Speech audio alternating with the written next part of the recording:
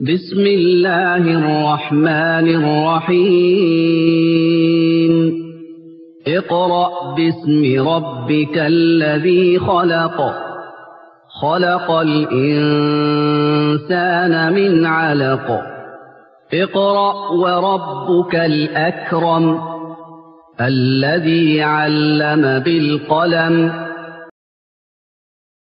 பதில் கிடைக்கும் என்ற நம்பிக்கையோடு அல்லாஹ்விடத்திலே கேளுங்கள். நமக்கு ஏற்பட்டிருக்கிற பிரச்சனை, நம்முடைய மனசில் இருக்கக்கூடிய பாரம், அந்த பாரத்தை அல்லாஹ்விடத்திலே தூக்கி வையுங்கள். யா அல்லாஹ், என்னுடைய கணவனிடத்தில் சொல்ல முடியவில்லை, என்னுடைய பெற்றோரிடத்தில் சொல்ல முடியவில்லை, என்னுடைய நண்பர்களிடத்தில் சொல்ல முடியவில்லை, என்னுடைய உறவினர்களிடத்திலே சொல்ல முடியவில்லை, உன்னிடத்தில் மட்டும் நான் சொல்வதற்கு எனக்கு வாய்ப்பு இருக்கிறது. எனவே உன்னிடத்தில் என்னுடைய பிரச்சனையை நான் தூக்கி வைக்கிறேன்.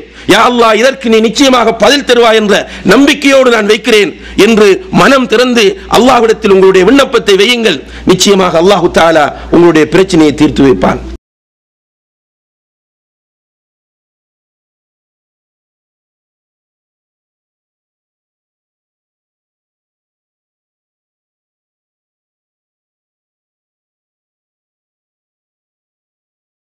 السلام عليكم ورحمة الله وبركاته. إن الحمد لله نحمده ونستعينه ونستغفره ونعوذ بالله من شرور أنفسنا وسيئات أعمالنا من يهده الله فلا مضل له ومن يضلل فلا هادي له وأشهد أن لا إله إلا الله وحده لا شريك له وأشهد أن محمدا عبده ورسوله أما بعد.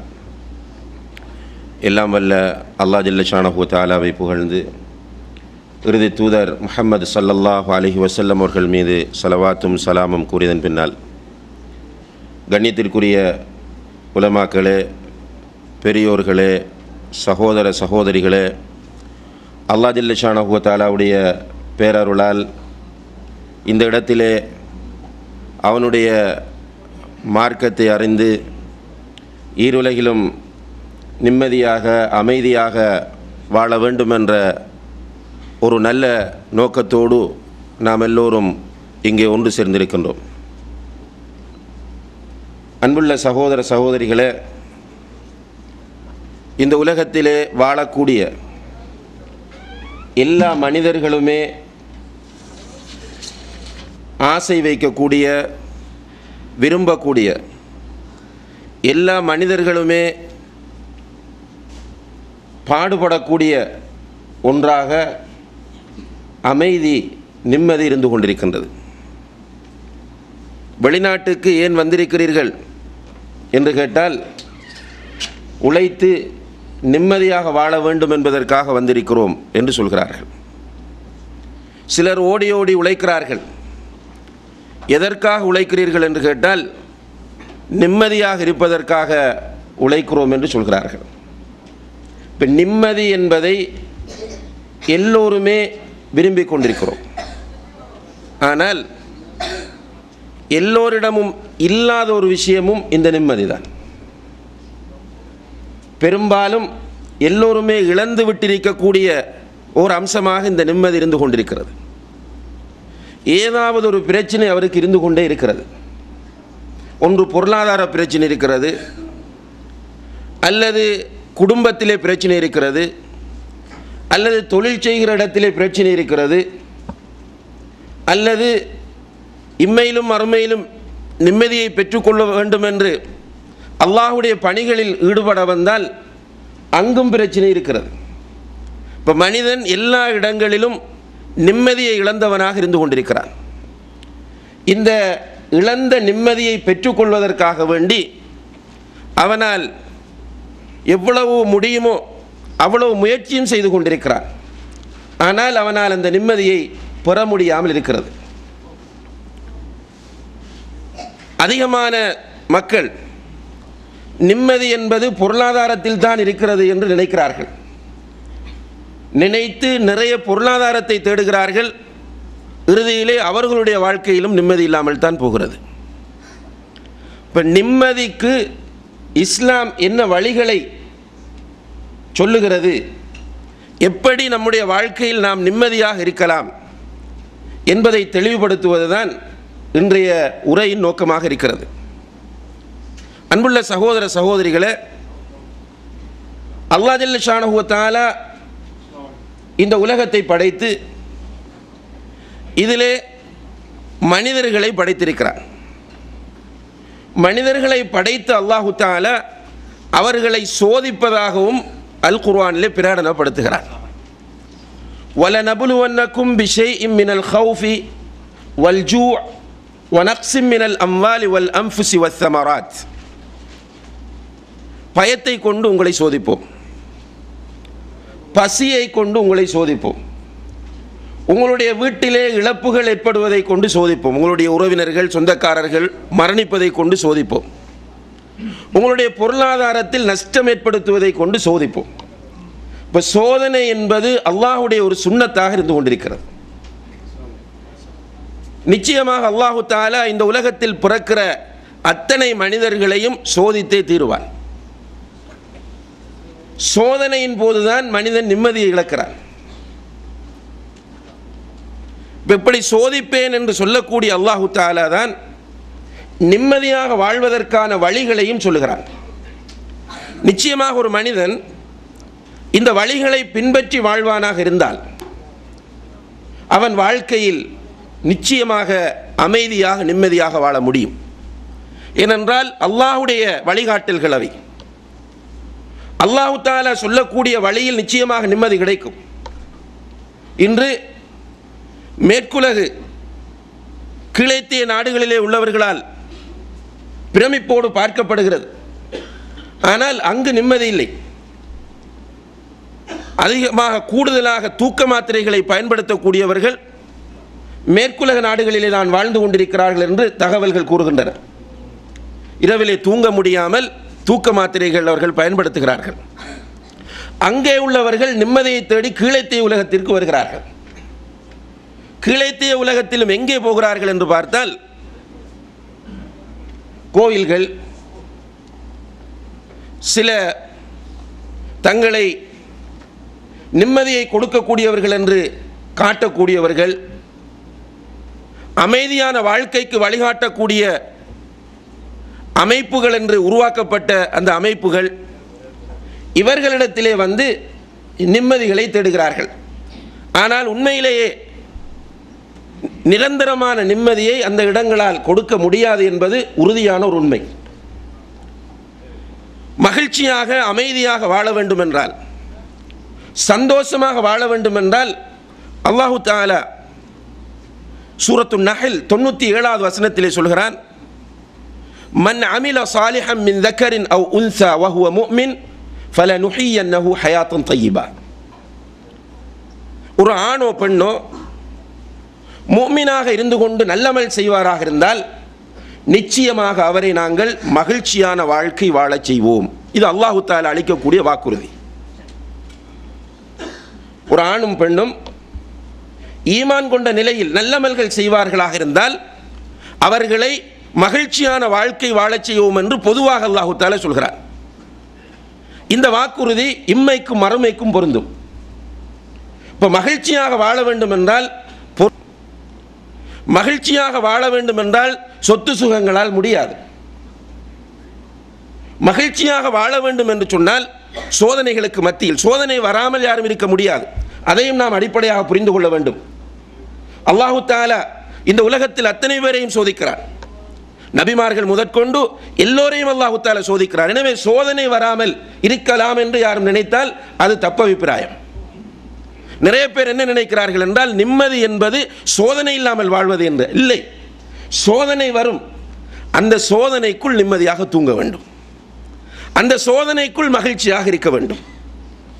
இது இஸ்லாம் சொல்லக்கூடிய இந்த கோட்பாடு வெறும் கோட்பாடு மாத்திரம் அல்ல. பிராக்டிக்கலாக நடைமுறையில் ரசூல் ஸல்லல்லாஹு அலைஹி வஸல்லம் அவர்கள் அப்படி ஒரு சமூகத்தை உருவாக்கினார்கள். எல்லா பக்கமும் தாக்குதல்கள், அவர்கள் கடுமையான எதிர்ப்புகளுக்குள் உள்ளாகிறார்கள், எல்லாவற்றையும் இழந்து விடுகிறார்கள். ஆனால் மகிழ்ச்சியாகத்தான் இருந்தார்கள்.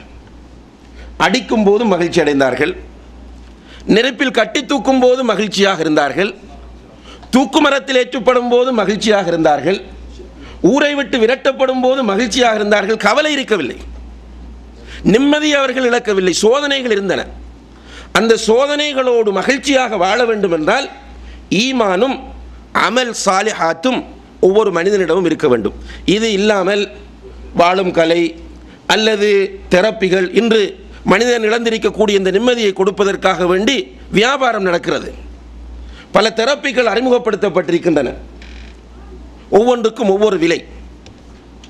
சில காலங்களுக்கு முன்னால் இந்தியா டுடேயில் ஒரு தனி இதழை வெளியிடப்பட்டது, நிம்மதி என்ன விலை என்று. அதில் குறிப்பிட்டிருந்தார்கள் பல தெரப்பிகளை. 300 ரூபாயிலிருந்து 3 லட்சம் ரூபாய் வரைக்கும் தெரப்பிகள். அது மட்டுமல்ல, இந்த நிம்மதிக்காக வேண்டி ஒவ்வொருவரும் இசைகளை பயன்படுத்துவது அல்லது இப்படி செய்வது அப்படி செய்வது என்று மக்களை ஏமாற்றி நீங்கள் பார்க்கலாம். கூடுதலாக இந்த நிம்மதி அமைதி என்ற தலைப்பின் கீழே நடத்தப்படுகிற கருத்தரங்குகள், இவற்றை நோக்கி மக்கள் கூட்டம் கூட்டமாக செல்வதை பார்க்கலாம். பெரிய கிரவுட் அதன் பின்னால் இருக்கும். காரணம் என்னவென்றால் எல்லோருக்கும் அது தேவை என்பதுதான். ஆனால் அங்கே அவர்களுக்கு அது கிடைக்குமா என்று கேட்டால், நிரந்தரமாக கிடைக்குமா என்று கேட்டால் நிச்சயமாக கிடைக்காது.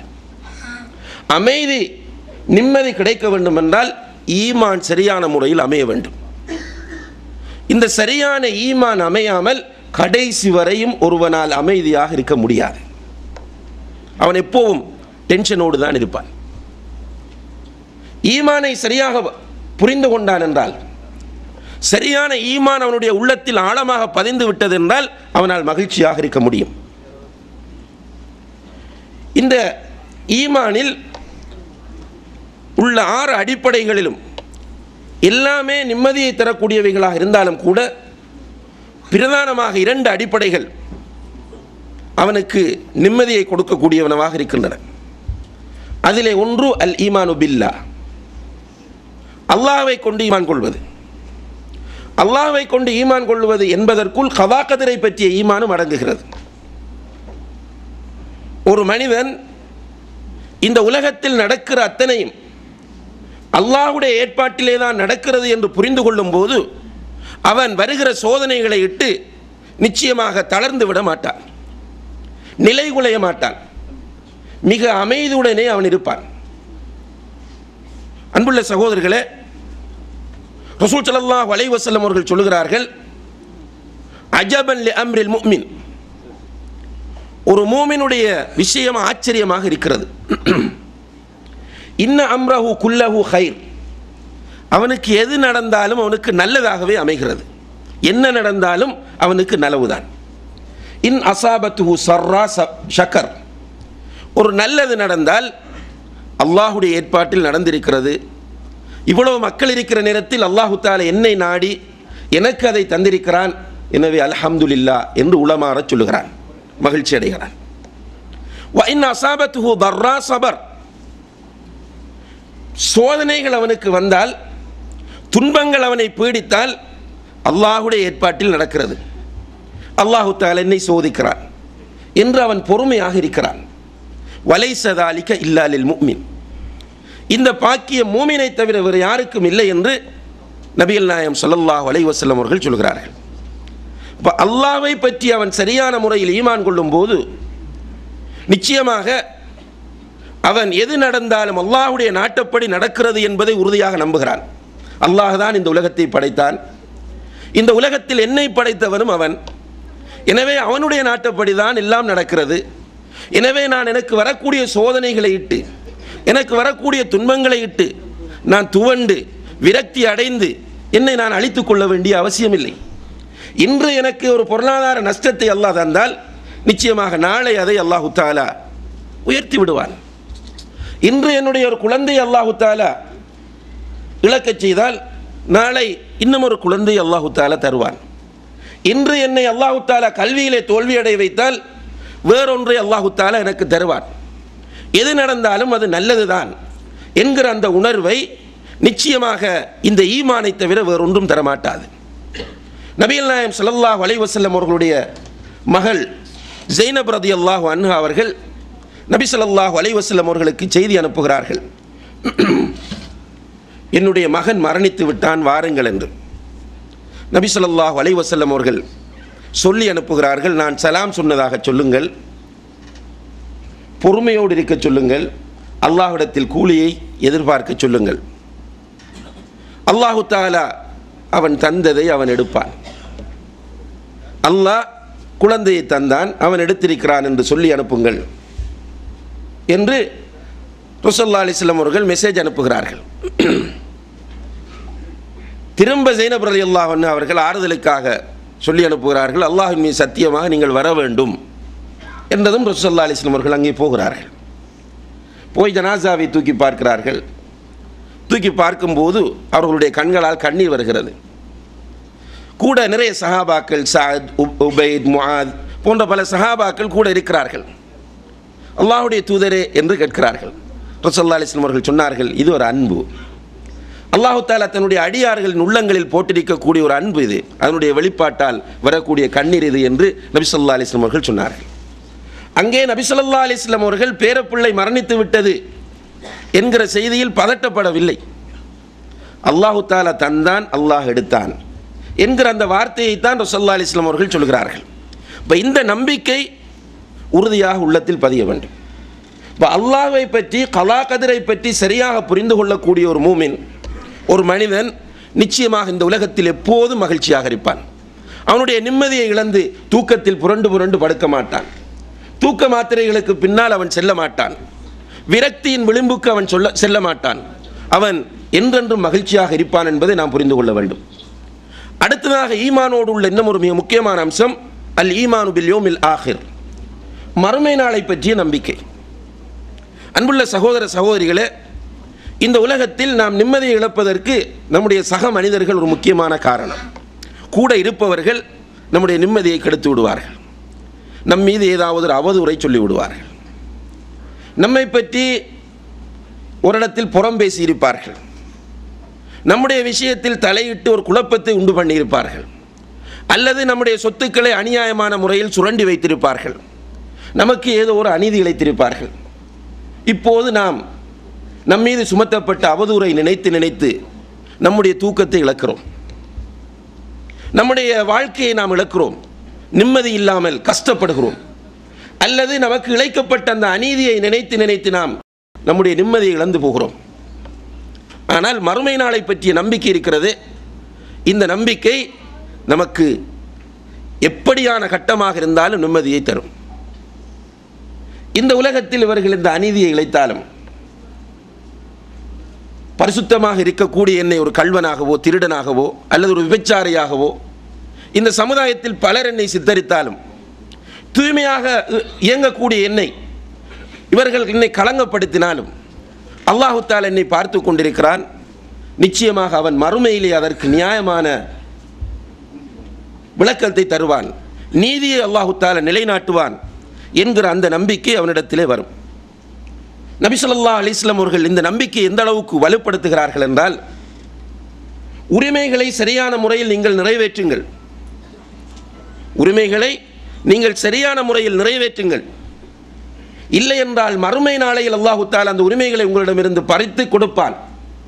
எந்த அளவுக்கு அந்த உலகத்தில் நீதி நிலைநாட்டப்படும் என்றால், இந்த உலகத்தில் கொம்புள்ள ஒரு ஆடு கொம்பு இல்லாத ஒரு ஆட்டுக்கு குத்தி இருந்தால், அல்லாஹு தஆலா 2 ஆடுகளையும் எழுப்பி இந்த உலகத்தில் கொம்பில்லாமல் இருந்த ஆட்டுக்கு கொம்பை கொடுத்து அந்த ஆட்டுக்கு குத்த வைப்பான் என்று நபி ஸல்லல்லாஹு அலைஹி வஸல்லம் அவர்கள் சொல்கிறார்கள்.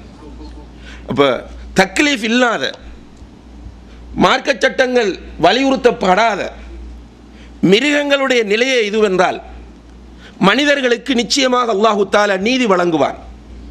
அன்புள்ள சகோதர சகோதரிகளே, கூடுதலாக நாம் நிம்மதியை இழக்கக்கூடிய இடம் இதுதான். நம்மீது இழைக்கப்படக்கூடிய அநீதிகள், நம்முடைய உரிமைகள் பறிக்கப்படக்கூடிய சந்தர்ப்பங்கள்.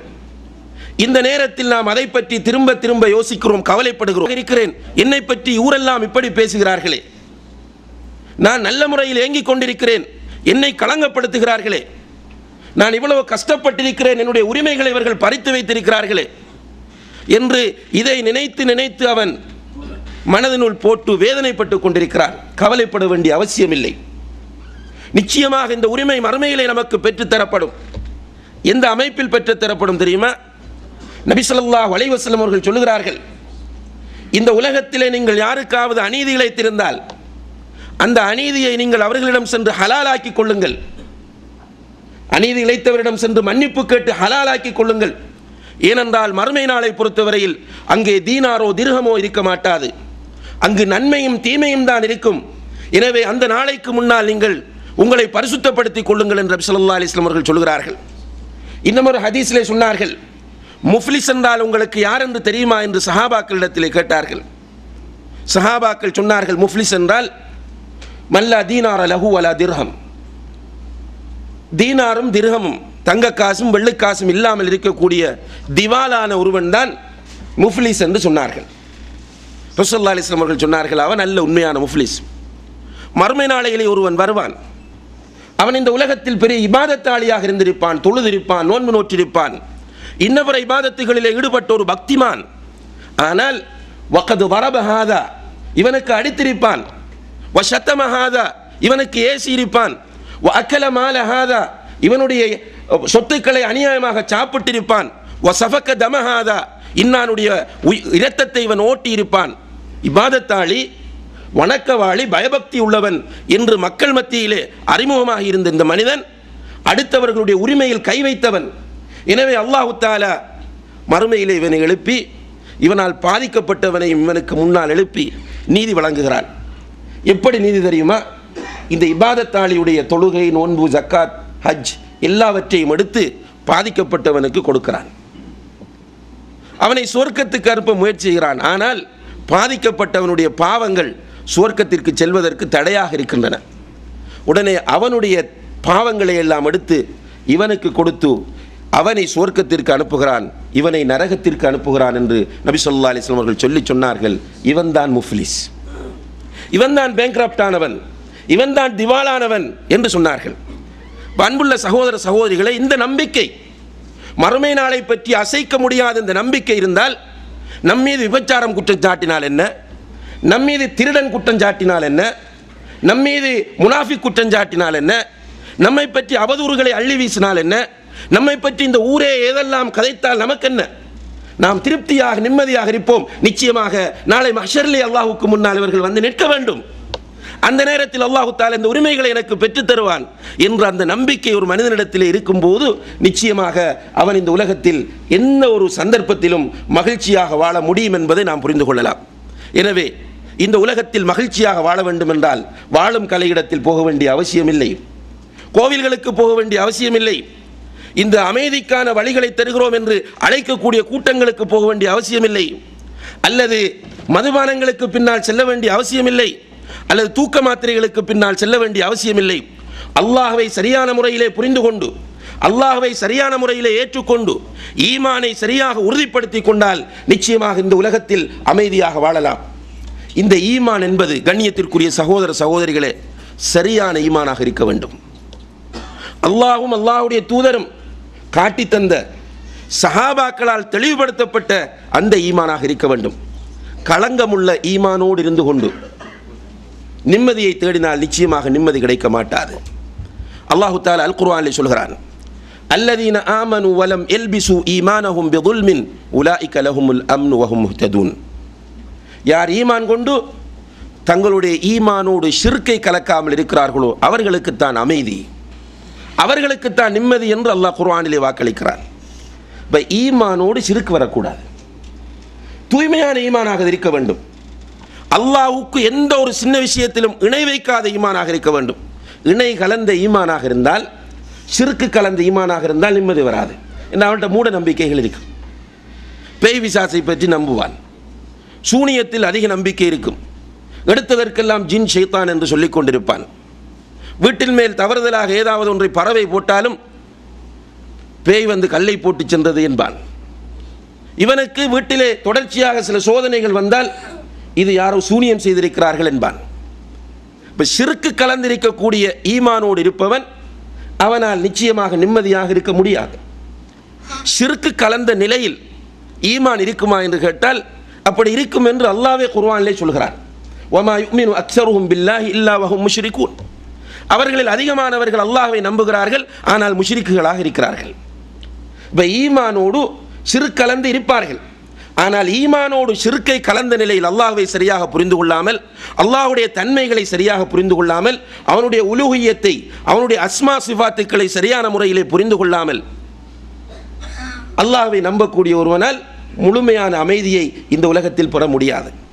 எனவே அல்லாஹ்வும் அல்லாஹ்வுடைய தூதரும் காட்டித்தந்த அடிப்படையில் ஈமான் கொண்டிருக்கக்கூடிய ஒரு மனிதன் நிச்சயமாக இந்த உலகத்தில் கோடீஸ்வரனாக இருந்தாலும் நிம்மதியோடு இருப்பான், பிச்சைக்காரனாக இருந்தாலும் நிம்மதியாக இருப்பான், படிப்பில் உயர் பதவிகளை பெற்றவனாகவும் நிம்மதியாக இருப்பான், சாதாரணமாக படித்தவனாக இருந்தாலும் அவன் நிச்சயமாக நிம்மதியாக இருப்பான். எந்த நிலையில் உள்ளவனாக இருந்தாலும் ஈமானோடு இருக்கும்போது அவன் நிம்மதியாக இருப்பான் என்பதில் எந்த விதமான சந்தேகமும் இல்லை. எனவே முதல் கண்டிஷன் ஈமான். இரண்டாவது அல்லாஹ் தஆலா இந்த சூரத்து நஹல் 97வது வசனத்திலே சொல்லக்கூடியது அமல் சாலிஹாத். இரண்டாவது வழி நல்லமல்கள். இந்த உலகத்தில் அல்லாஹ் தஆலா நமக்கு கடமையாக்கி இருக்கக்கூடிய, நபிகள் நாயகம் ஸல்லல்லாஹு அலைஹி வஸல்லம் அவர்கள் அறிமுகப்படுத்தி இருக்கக்கூடிய அத்தனை அமல்களுமே நிம்மதியை தரக்கூடியவை. ஆனால் அதிலே சிலவற்றை குறிப்பாக நபி ஸல்லல்லாஹு அலைஹி வஸல்லம் அவர்கள் நமக்கு காட்டித் தருகிறார்கள். உதாரணமாக, ஒரு மனிதன் கலிமா சொன்ன மறு நிமிடமே அவன் மீது கடமையாகக்கூடிய ஒரு வணக்கம்தான் தொழுகை. இந்த தொழுகையை பொறுத்தவரையில் இது நிம்மதிக்குரிய ஒரு வழி என்று நபி ஸல்லல்லாஹு அலைஹி வஸல்லம் அவர்கள் சொல்கிறார்கள். ஸல்லல்லாஹு அலைஹி வஸல்லம் அவர்கள் சொல்கிறார்கள், வஜுஇலத் குர்ரத்து ஐனி ஃபிஸ் ஸலாத், என்னுடைய கண் குளிர்ச்சி தொழுகையிலே தான் ஆக்கப்பட்டிருக்கிறது என்று சொல்கிறார்கள். கண் குளிர்ச்சி என்றால் என்ன? நிம்மதி, மன அமைதி தான் கண் குளிர்ச்சி என்பது. அதனால் தான் நபி ஸல்லல்லாஹு அலைஹி வஸல்லம் அவர்கள் தொழுகையில் அடைகிற அமைதி, தொழுகையில் பெறுகிற நிம்மதியை பாருங்கள். தனியே தொழும்போது கால்கள் வீங்குகிற அளவுக்கு நின்று தொழுவார்கள். அதை விட்டு வெளியே வருவதற்கு அவர்களுக்கு விருப்பமில்லை. பிலால் ரலியல்லாஹு அன்ஹு அவர்களுடைய முஅத்தின் அவர்களை பார்த்து சொல்லுவார்கள், அரிஹ்னா பிஸ் ஸலாத் யா பிலால், பிலாலே தொழுகையை கொண்டு எங்களுக்கு ராஹத்தை தா, மன அமைதியை எங்களுக்கு ஏற்படுத்தி என்று ரசூலுல்லாஹி அலைஹி வஸல்லம் அவர்கள் சொல்லுவார்கள். இப்போ தொழுகையில் நிம்மதியை அவர்கள் பெற்றார்கள். சஹாபாக்கள் சொல்கிறார்கள், இதா ஹசிபஹு அம்ருன் ஸல்லா, அவர்களுக்கு பல பிரச்சனைகள் வருமாக இருந்தால் உடனடியாக தொழச் செல்வார்கள். இப்போ தொழுகையில் நிச்சயமாக மன அமைதி இருக்கிறது. ஆனால் துரதிர்ஷ்டம் என்னவென்றால், இன்றைக்கு நம்மை பொறுத்தவரையில் தொழுகையில் தான் நிறைய சங்கடமே இருக்கிறது. தனியே தொழுதால் குல் ஹுவல்லாஹு அஹத், இன்னா அத்தைனா கல் கௌதரை தாண்டுவதில்லை. நீண்ட சூறாக்களை ஓதி தொழுவிக்கக்கூடிய இமாமுக்கு பின்னால் ஒரு முறை தொழுதால் இரண்டாவது முறை போவதற்கு விருப்பமில்லை. தொழச் சென்று விட்டால் வேகமாக தொழ வேண்டும். இதுதான் நம்முடைய எல்லோருடைய விருப்பமும். தான் நபி ஸல்லல்லாஹு அலைஹி வஸல்லம் அவர்கள் சொல்கிறார்கள், அஸ்வஉன் நாஸி சரிகத்தன் அல்லதி யஸ்ரிகு ஃபி ஸலாத்திஹி, திருடர்களிலே மிக மோசமான திருடன் தொழுகையிலே திருடுபவன் என்று சொன்னார்கள். சஹாபாக்கள் கேட்டார்கள், தொழுகையிலுமா திருட்டு யா ரசூலல்லாஹ் என்று, தொழுகையிலும் போய் களவு செய்கிறானா என்று. நபி ஸல்லல்லாஹு அலைஹி வஸல்லம் அவர்கள் சொன்னார்கள், அல்லதி லா யுத்திம்மு ருக்கூஅஹா வலா சுஜூதஹா, ருக்கூவையும் சுஜூதையும் பூரணமாக நிறைவேற்றாதவன் தொழுகையிலே திருடக்கூடியவன் என்று சொன்னார்கள். இப்போ இன்றைக்கு தொழுகைக்கு சென்றால் கஷ்டமாக இருக்கிறது. உண்மையில் தொழுகையில் கஷ்டம் யாருக்கு வர வேண்டும் என்றால் முனாஃபிக்குகளுக்கு தான் வரும். அல்லாஹ் தஆலா சொல்கிறான், இதா காமு இலா ஸலாத்தி காமு குஸாலா, தொழுகைக்காக அவர்கள் வந்தால் சோம்பரிகளாகத்தான் வருவார்கள். தக்பீர் கட்டியது பின்னால் தான் கொட்டாவி வரும், தக்பீர் கட்டிய பின்னால் தான் இந்த உலகத்தில் உள்ள எல்லா யோசனைகளும் வரும், தக்பீர் கட்டிய பின்னால் தான் அவருக்கு பல வேலைகள் நினைவுக்கு வரும், அவசரமாக போக வேண்டும் என்பதெல்லாம் அவருக்கு அந்த நேரத்திலே தான் உருவாகிறது. அன்புள்ள சகோதர சகோதரிகளே, இன்றைக்கு உலகத்திலே இந்த வாழும் கலை அல்லது கவுன்சலிங் என்றெல்லாம் மன அமைதிக்கு கொடுக்கக்கூடிய பயிற்சிகள், தளர்வு பயிற்சி, இப்படியெல்லாம் கொடுக்கக்கூடிய பயிற்சிகளில் என்ன சொல்லுகிறார்கள் என்றால், நிம்மதியாக இருக்க வேண்டும் என்றால் மனதை ஒருமுகப்படுத்த வேண்டும் என்று சொல்கிறார்கள். மனதை ஒருமுகப்படுத்துவதற்கான சிறந்த வாய்ப்பு தொழுகைதான். நபி ஸல்லல்லாஹு அலைஹி வஸல்லம் அவர்கள் சொன்னார்கள், இன்னல் அப்த யுனாஜி ரப்பஹு வஹுவ ஃபிஸ் ஸலா, ஒரு அடியான் தொழுகையில் இருக்கும்போது தன்னுடைய ரப்போடு முனாஜாத் செய்கிறான், நேரடியாக பேசுகிறான் என்று சொன்னார்கள். இப்போ தொழுகையில் தக்பீர் கட்டி கொண்டு நிற்கும் போது அல்லாஹ்வோடு பேசுகிற உணர்வை பெற்றுக்கொள்ள வேண்டும். அது மட்டுமல்ல, தொழுகையிலே 2 சந்தர்ப்பங்கள் நமக்கு துஆவுக்காக ஒதுக்கப்பட்டிருக்கிற சந்தர்ப்பங்கள். ஒன்று சுஜூத், இன்னும் ஒன்று அத்தஹியாத்தின் கடைசி பகுதி நபி ஸல்லல்லாஹு அலைஹி வஸல்லம் அவர்கள் சொல்கிறார்கள், இன்ன அக்ரப மா யகூனுல் அப்து லிரப்பிஹி வஹுவ சாஜித். ஒரு அடியான் அல்லாஹ்வுக்கு மிகவும் நெருக்கமாக இருக்கக்கூடிய சந்தர்ப்பம் அவன் சுஜூதிலே இருக்கிற சந்தர்ப்பமாகும். ஃபஅக்ஸிரு ஃபீஹி துஆ, அதிலே அதிகமாக நீங்கள் துஆ கேளுங்கள். ஃபகமினுன் அன் யுஸ்தஜாப லஹு, அதிலே கேட்கப்படுகிற துஆ கபூல் செய்யப்படுவதற்கு மிகவும் தகுதியானது என்று நபி ஸல்லல்லாஹு அலைஹி வஸல்லம் அவர்கள் சொல்கிறார்கள். சுஜூதிலே துஆவை அதிகப்படுத்த வேண்டும். துஆ என்று சொல்வது அன்புள்ள சகோதரிகளே, மகிழ்ச்சிக்கு நிம்மதிக்கு இஸ்லாம் தந்திருக்கிற அடுத்த மிகப்பெரிய ஒரு வாய்ப்பாக இருந்து கொண்டிருக்கிறது. இன்றைக்கு நிறைய பேர் மனநோயாளிகளாகவே இருக்கிறோம். உளவியலாளர்களுடைய கருத்துப்படி உலகத்திலே வாழக்கூடிய பெரும்பாலானவர்கள் மனநோயாளிகள். மனநோயாளிகள் என்று சொன்னால் நிம்மதியை இழந்திருக்கிறார்கள். ஒவ்வொருவருக்கும் வித்தியாசமான ஒவ்வொரு பிரச்சனைகள் இருக்கின்றன. எல்லா பிரச்சனைகளையும் எல்லோரிடமும் திறந்து சொல்ல முடியாத நிலை. சில நேரத்தில் கணவனுக்கு ஒரு பிரச்சனை இருக்கிறது, மனைவியிடத்தில் சொல்ல முடியாத நிலை. மனைவிக்கு ஒரு பிரச்சனை இருக்கிறது, கணவனிடத்தில் சொல்ல முடியாத நிலை. பிள்ளைகளுக்கு சில பிரச்சனைகள் இருக்கின்றன, பெற்றோரிடத்தில் சொல்ல முடியாத நிலை. நண்பர்களுக்கு மத்தியில் பகிர்ந்து கொள்ள முடியாத நிலை. இப்படியான நிலையில் அந்த பிரச்சனைகளை மனதுக்குள் போட்டு அவர்கள் திணித்து கொண்டே இருக்கிறார்கள். இறுதியிலே அவர்கள் மனதிலே போட்டு அந்த பிரச்சனைகளை ஆழமாக பதிக்கிற நேரத்தில் அவர்கள் நிம்மதியை இழந்து விடுகிறார்கள். நாம் போகிற நேரத்தில் அவர்களுக்கு சலாம் சொல்லுவோம், அவர்கள் நம்மை கணக்கெடுக்காமல் போவார்கள். அப்புறம் நம்ம என்ன ஜட்ஜ் பண்ணிட்டு போவோம், அவர் இப்போ பெருமை பிடிச்சிட்டு சலாம் சொன்னாலும் பதில் சொல்லாமல் போகிறார், நான் பார்த்து சிரித்தேன் சிரிக்காமல் போகிறார் என்று நாம் முடிவெடுத்து விடுகிறோம். ஆனால் என்ன என்று பார்க்கும்போது உண்மையில் அவருடைய மனதில் 1000 பிரச்சனைகள். வெளியே சொல்ல முடியாமல் மனைவியிடத்தில் சொன்னால் அது வில்லங்கமாக முடிந்துவிடும், அல்லது நண்பனிடத்தில் சொன்னால் நண்பன் அதை வைத்து மகிழ்ச்சி அடைந்து விடுவான், அல்லது தன்னுடைய மானம் ஊரிலே பறிபோய்விடும். இப்படியாக அவன் யோசித்து கடைசியில் அந்த பிரச்சனையை தனக்குள்ளேயே வைத்திருக்கிறான். அன்புள்ள சகோதரர்களே, இந்த உலகத்தில் மகிழ்ச்சியாக வாழ வேண்டும் என்றால் மனதிலே இருக்கிற பாரங்கள் இறக்கி வைக்கப்பட வேண்டும். நீங்கள் சில நேரங்கள் சைக்காட்டிஸ்ட் இடத்தில் உங்களுடைய நோயாளிகளை கொண்டு செல்வீர்கள். அவர்களுக்கு சில மாத்திரைகளை கொடுப்பார்கள். உண்மையிலே அந்த மாத்திரைகள் அவர்களை கொஞ்சம் உடலை ரிலாக்ஸ் பண்ணுவதற்காக கொடுக்கப்படக்கூடிய மாத்திரைகள். அவர்கள் செய்யக்கூடிய பிரதானமான ட்ரீட்மெண்ட் என்னவென்றால் அந்த நோயாளியுடைய உள்ளத்தில் உள்ள விஷயங்களை வெளியே எடுப்பது. மன அழுத்தத்திற்கு உள்ளாகி இருக்கக்கூடிய அந்த நோயாளியின் பிரச்சனைகளை வெளியே எடுப்பது. அவன் உள்ளத்தில் உள்ளவைகளை வெளியே கொண்டு வந்து விட்டால் பெரிய ஒரு ஆறுதல் அடைகிறான். கடுமையாக சிறுநீரை அடக்கி வைத்திருக்கக்கூடிய ஒருவன் சிறுநீரை கழித்த பின்னால் எப்படி ஒரு மகிழ்ச்சி அடைகிறானோ அதே போன்று மனதிலே சுமைகளை வைத்திருக்கக்கூடிய ஒருவன் அந்த சுமைகளை வெளியே கொண்டு வரும்போது பெரிய ஒரு மகிழ்ச்சியை அடைகிறான். அன்புள்ள சகோதர சகோதரிகளே, நாம் வாழக்கூடிய காலம் உண்மையிலேயே மனம் திறந்து பேச முடியாத ஒரு காலம்.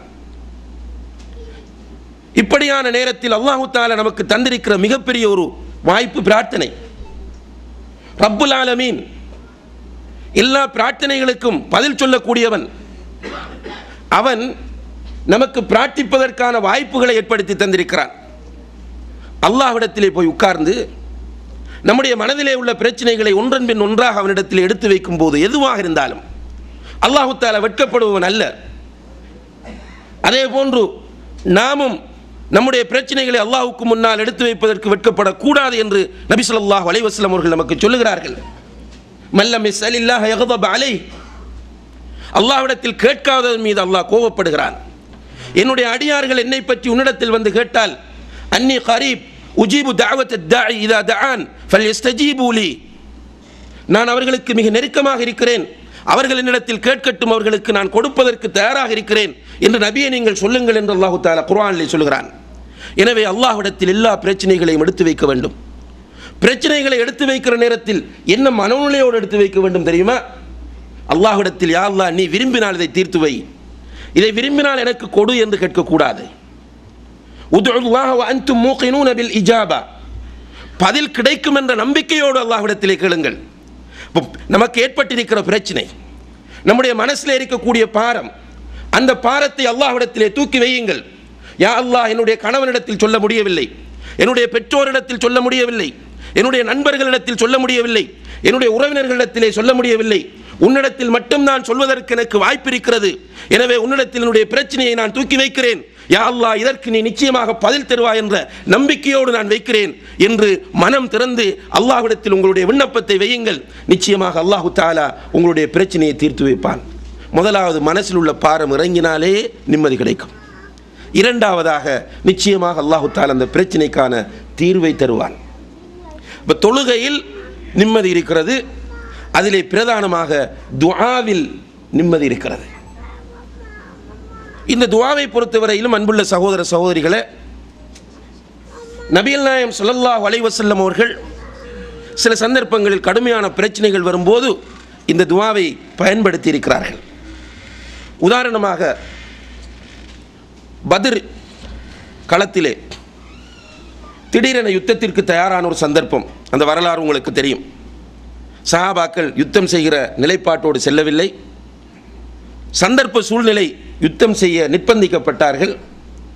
1000ற்கு மேற்பட்ட தயாரான ஒரு படையோடு 300 சொச்சம் சஹாபாக்கள் தயார் இல்லாத நிலையில் யுத்தம் செய்ய வேண்டும். சஹாபாக்கள் அவர்களிடத்தில் இருந்த ஈமானின் வெளிப்பாட்டால் யுத்தத்திற்கு தயாராகிவிட்டார்கள். இருந்தாலும் நபிகள் நாயகம் ஸல்லல்லாஹு அலைஹி வஸல்லம் அவர்களுக்கு மனதிலே ஒரு சுமையாக மாறிவிட்டது.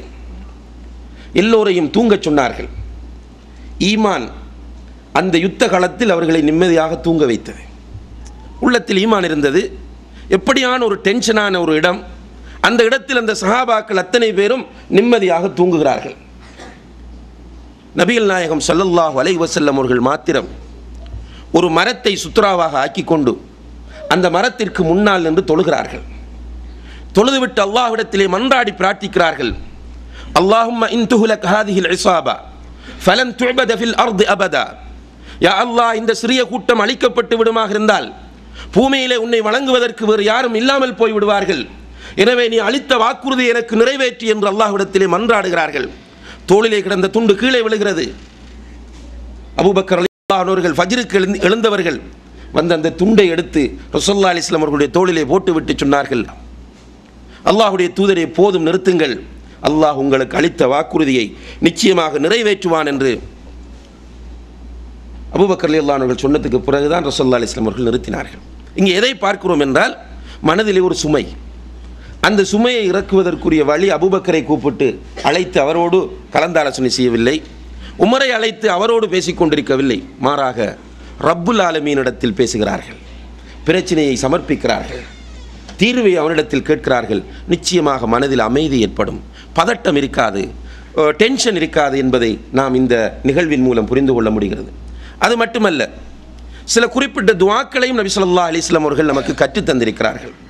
உதாரணமாக ஹைபருக்கு போகும்போது ரசூலுல்லாஹி அலைஹி வஸல்லம், அனஸ் ரலியல்லாஹு அன்ஹு அவர்கள் சொல்கிறார்கள், ஹைபருக்கு போய் கொண்டிருக்கிற நேரத்தில் ரசூல் ஸல்லல்லாஹு அலைஹி வஸல்லம் அவர்கள் அதிகமாக அல்லாஹ்விடத்திலே கேட்டுக்கொண்டு சென்றார்கள், அல்லாஹும்ம இன்னி அஊது பிக மினல் ஹம்மி வல் ஹுஸ்ன். அல்லாஹும்ம இன்னி அஊது பிக மினல் ஹம்மி வல் ஹுஸ்ன். யா அல்லாஹ், ஹம் என்று சொல்வது எதிர்காலத்தில் வரக்கூடிய ஒரு பிரச்சனையை எண்ணி கவலைப்படுவது.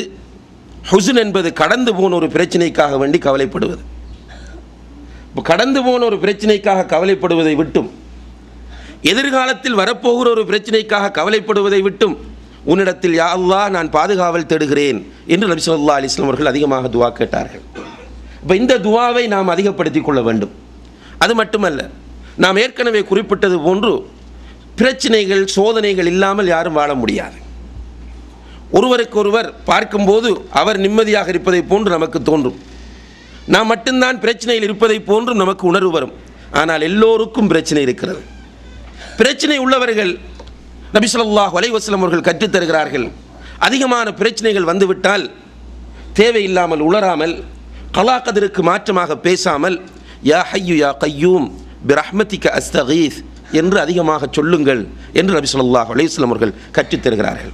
யா ஹய்யு யா கய்யூம், உயிரோடு இருப்பவனே, நிலையாக இருப்பவனே, பிரஹ்மதிக அஸ்தகீஸ், உன்னுடைய அருளை கொண்டு உன்னிடத்தில் நான் உதவி தேடுகிறேன் என்று அவனிடத்தில் நீங்கள் அதிகமாக உதவியை தேடுங்கள். உங்களுடைய மனதில் உள்ள பாரம் குறைந்துவிடும், நிம்மதி கிடைக்கும் என்று நபி ஸல்லல்லாஹு அலைஹி வஸல்லம் அவர்கள் சொல்கிறார்.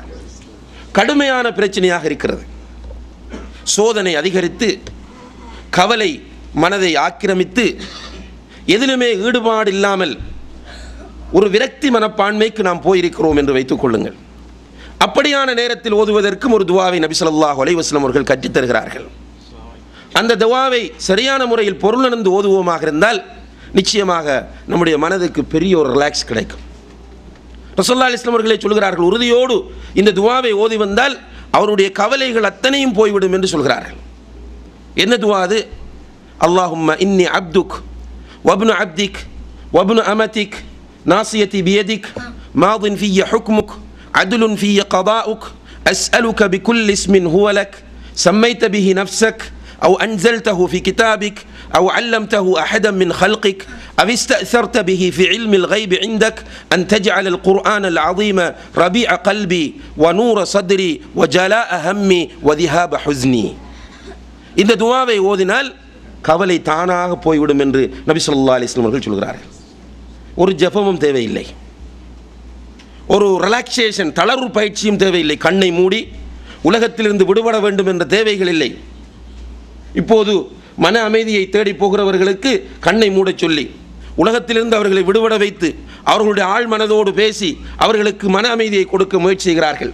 ஆனால் இந்த துவா நாம் கண்ணை மூடிக்கொண்டு தேவை என்றால், பொருள் சரியான முறையில் உள்ளத்திலே பட வேண்டும் என்று விரும்பினால் கண்ணை மூடிக்கொண்டு இந்த துவாவை ஓதினால் நிச்சயமாக மனதில் உள்ள அத்தனை கவலைகளும் நீங்கிவிடும்.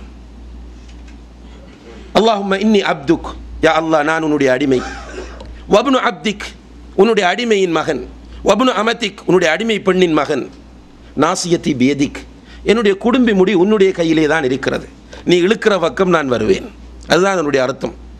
மாதின் ஃபிய்ய ஹுக்முக் உன்னுடைய தீர்ப்பு என்னிலே நடந்து விட்டது, அத்லுன் ஃபிய்ய கதாஉக் நீ வழங்கியிருக்கிற தீர்ப்பு நீதியானது. இந்த கொள்கை முதலாவது, இந்த கொள்கையை நாம் மனதார ஏற்றுக்கொள்கிறோம். நம்முடைய குடும்பி முடி அல்லாஹ்வுடைய கையிலே இருக்கிறது, அவன் நம்மீது விதித்து ஏற்படுத்திய தீர்ப்பு நடந்துவிட்டது, அவன் வழங்கியிருக்கக்கூடிய தீர்ப்பு நீதியானது என்பதை ஏற்றுக்கொண்டு விட்டு சொல்கிறோம். அத்லுன் ஃபிய்ய கதாஉக் அஸ்அலுக பிகுல் இஸ்மின் ஹுவ லக் உனக்குரிய அத்தனை பெயர்களை கொண்டும் கேட்கிறேன். சம்மைத பிஹி நஃப்ஸக் உனக்கே நீ சூட்டிக்கொண்ட பெயர்கள், அவ் அன்ஸல்தஹு ஃபி கிதாபிக் அல்லது உன்னுடைய வேதத்தில் இறக்கி வைத்த பெயர்கள், அவ் அல்லம்தஹு அஹதம் மின் ஹல்கிக் உன்னுடைய அடியார்களில் யாருக்காவது நீ கற்றுக் கொடுத்த பெயர்கள், அவ் இஸ்தஅஸர்த பிஹி ஃபி இல்மில் கைபி இந்தக் உன்னுடைய மறைவான ஞானத்தில் நீ எடுத்து தேர்வு செய்து வைத்திருக்கக்கூடிய பெயர்கள், அத்தனை பெயர்களை கொண்டு முன்னிடத்தில் கேட்கிறேன். அன் தஜ்அலல் குர்ஆனல் அதீம ரபிஅ கல்பி மகத்தான இந்த குர்ஆனை என்னுடைய உள்ளத்திற்கு வசந்தமாக ஆக்கு, வஜலாஅ ஹம்மி என்னுடைய கவலையை போக்கக்கூடியதாக ஆக்கு, வதிஹாப ஹுஸ்னி அதே போன்று என்னுடைய துக்கத்தை அகற்றக்கூடியதாக மாற்று என்று அல்லாஹ்விடத்திலே நாம் உறுதியாக கேட்டால் நிச்சயமாக அவருடைய மனதில் உள்ள பாரங்கள் இறங்கி கவி அவர் அடைவார் என்று நபி ஸல்லல்லாஹு அலைஹி வஸல்லம் அவர்கள் சொல்கிறார்கள். எனவே அன்புள்ள சகோதர சகோதரிகளே, பொதுவான துவா, குறிப்பான துவா, இந்த துவாக்களை நம்முடைய வாழ்க்கையில் நாம் பின்பற்றி வருவோமாக இருந்தால் நிச்சயமாக நாம் அமைதியாக வாழலாம் என்பதில் எந்த விதமான சந்தேகமும் இல்லை. அடுத்ததாக அமைதிக்கு இஸ்லாம் தருகிற இன்னும் ஒரு வழி, நிம்மதியாக வாழ்வதற்கு இஸ்லாம் தருகிற இன்னும் ஒரு வழி திக்ர். அல்லாஹு தஆலா அல் குர்ஆனில் சொல்கிறான், அலா பி திக்ரில்லாஹி தத்மஇன்னுல் குலூப் அல்லாஹ்வை திக்ர் செய்வதன் மூலம் உள்ளங்கள் அமைதி பெறுகின்றன. உள்ளத்தில் டென்ஷன் இருக்கும், அல்லாஹ்வை திக்ர் செய்தால் உள்ளம் அமைதி பெறும். இந்த கவுன்சிலிங் செய்யக்கூடியவர்கள், கவுன்சிலிங் விரிவுரையாளர்கள் அதிகமாக மாற்று மதத்தவர்களாக இருக்கிறார்கள்.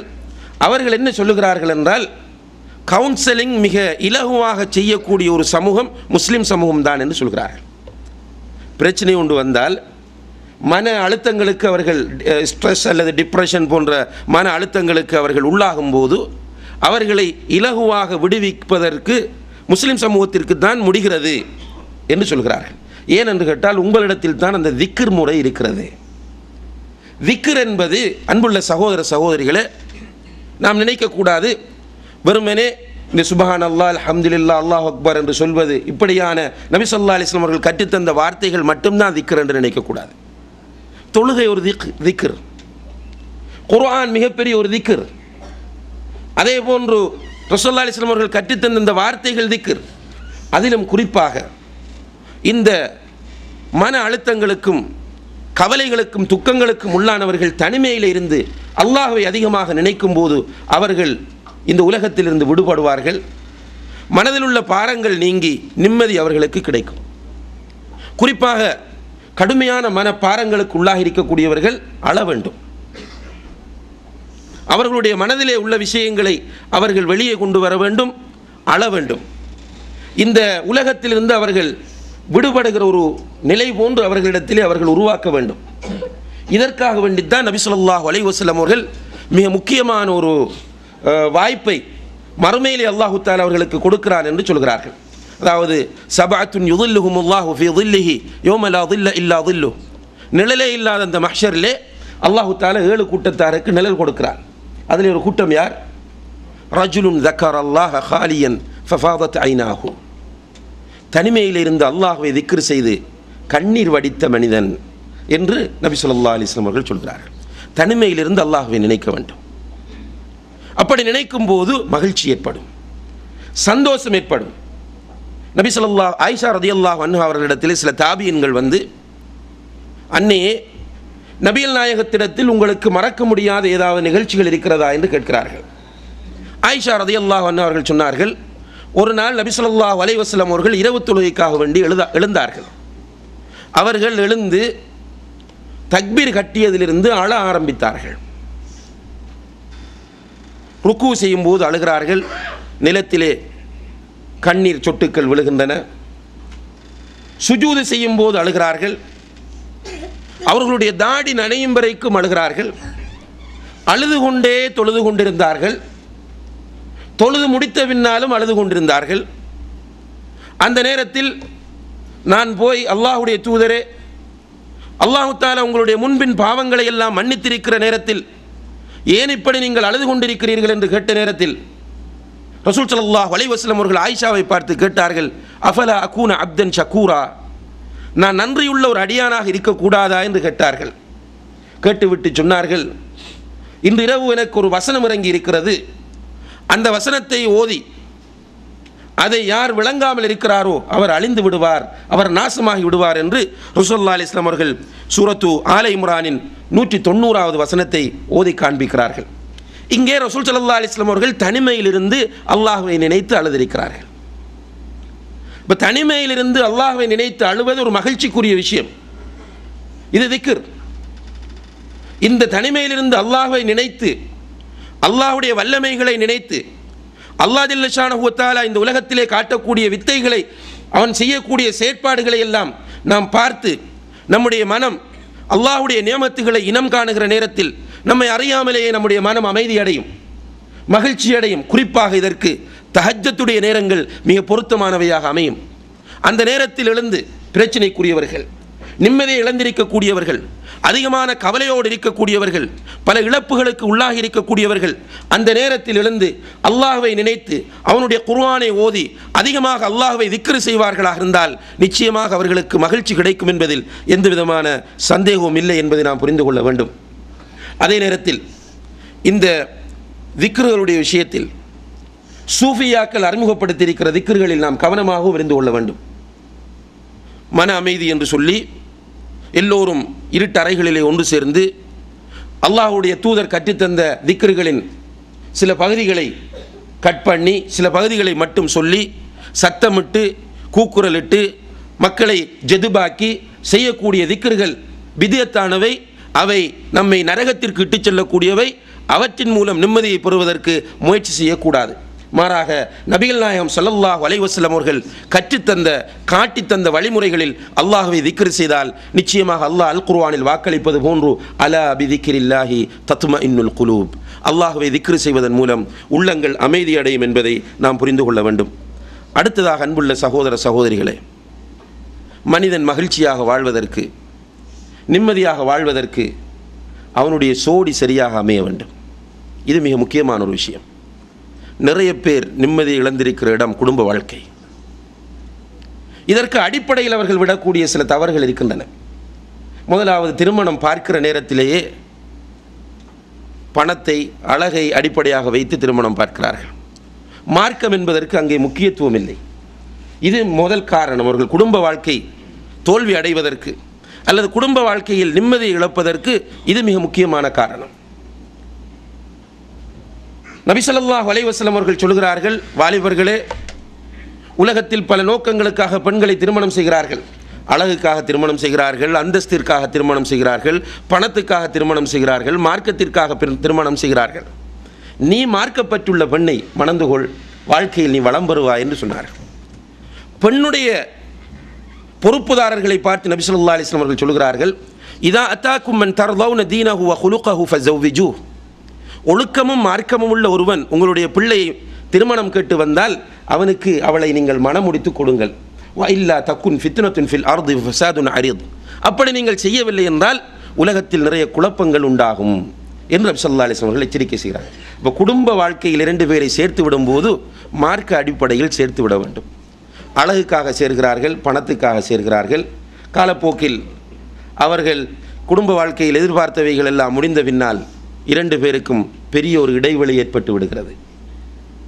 அன்புள்ள சகோதர சகோதரிகளே, இந்த உலகத்தில் ஒரு மனிதன் நிம்மதியாக இருப்பதற்கு மிக முக்கியமான காரணமாக ஒன்று கணவன் அல்லது மனைவி தான் இருக்கிறார்கள். நபி ஸல்லல்லாஹு அலைஹி வஸல்லம் அவர்களுக்கு சில சங்கடங்கள் ஏற்பட்டிருக்கின்றன. அந்த நேரங்களில் எல்லாம் ஒத்தடம் கொடுத்து அவர்களை உற்சாகப்படுத்தி மகிழ்ச்சி அடைய செய்தவர்கள் அவர்களுடைய மனைவிமார்தான். நபி ஸல்லல்லாஹு அலைஹி வஸல்லம் அவர்கள் இந்த உலகத்தின் அநியாயங்களை பார்த்து, இந்த உலகத்தில் நடக்கக்கூடிய அக்கிரமங்களை பாவங்களை பார்த்து பொறுக்க முடியாமல் ஹிரா குகையிலே போய் தங்கி இருக்கிற நேரத்திலே அல்லாஹ்வுடைய ஏற்பாட்டின்படி ஜிப்ரீல் அலைஹிஸ்ஸலாம் அவர்கள் வந்து இறங்குகிறார்கள். வஹியை அவர்களிடத்திலே கொடுக்கிறார்கள். முன்பின் அறிமுகம் எதுவுமே இல்லை. ஏற்கனவே அவர்கள் இஞ்சிலை படிக்கவும் இல்லை, தௌராத்தை படிக்கவும் இல்லை, இதை பற்றி அவர்கள் கேள்விப்படவும் இல்லை. அதனால் ஜிப்ரீல் அலைஹிஸ்ஸலாம் அவர்களுடைய வருகை நபி ஸல்லல்லாஹு அலைஹி வஸல்லம் அவர்களுக்கு பேர் அதிர்ச்சியாக மாறுகிறது. நடுநடுங்கியவர்களாக பயந்து காய்ச்சல் அவர்களுக்கு உண்டாகி நடுக்கத்தோடு வீட்டுக்கு வருகிறார்கள். வந்து மனைவி இடத்திலே ஜம்மிலூனி ஜம்மிலூனி, என்னை போர்த்துங்கள் போர்த்துங்கள் என்று சொன்னதும் அன்னை ஹதீஜா ரலியல்லாஹு அன்ஹா அவர்களும் நபி அவர்களோடு சேர்ந்து அழுது ஒப்பாரி வைத்து ஊரை கூட்டி அவர்களை இன்னும் டென்ஷன் ஆக்கவில்லை, ஆறுதல் வழங்குகிறார்கள்.